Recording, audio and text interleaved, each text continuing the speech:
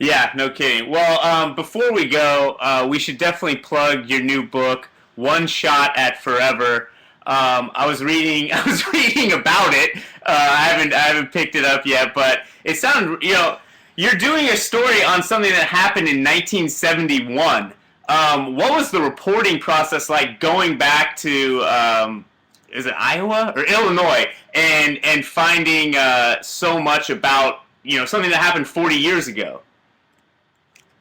Well, the most interesting thing is that when I went back there, Stephen Jackson was in Illinois.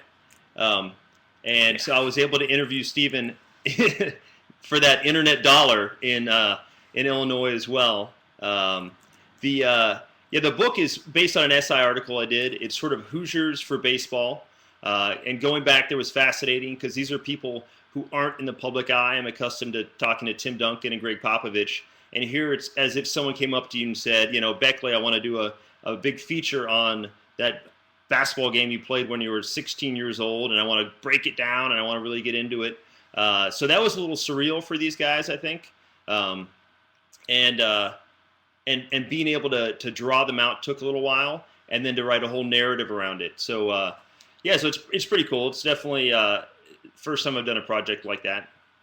Chris, real quick, I would ask you to just indulge us one more time. You've been fantastic today. Could you either A, write a profile on Stephen Jackson, or B, just give us a Stephen Jackson story right now? Ooh. I would love to read a Stephen Jackson profile. I imagine Ethan probably has some pretty good Stephen Jackson stories as well. Marcus Thompson would probably be a treasure. A few I can't share. I know Marcus has some good ones. Yeah, you should probably have a whole. I think Marcus should write that. Devoted to it. Yeah. Oh man, it'd have to be a private edition of HoopSpeak Live. Yeah. It's HoopSpeak Live after dark. It's fine. We'll just post it later at night.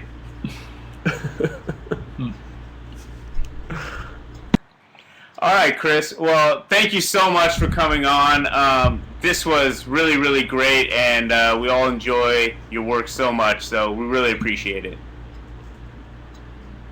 Yeah, thanks a lot for having me on, guys. It's pretty cool. This is definitely beyond my usual tech capabilities, so I'm glad I figured it out. We are, too. Thanks a lot, Thanks, man. Chris. Thanks, Chris. God, we should kick one of us off and just have him on the entire time. Chris Ballard. Yeah, I think James has just seen that ship fly, and he's basically just gonna. This is all a scheme for James to meet Chris Ballard and then produce a show where Chris Ballard just talks for half an hour. Don't get any ideas, Peep and James.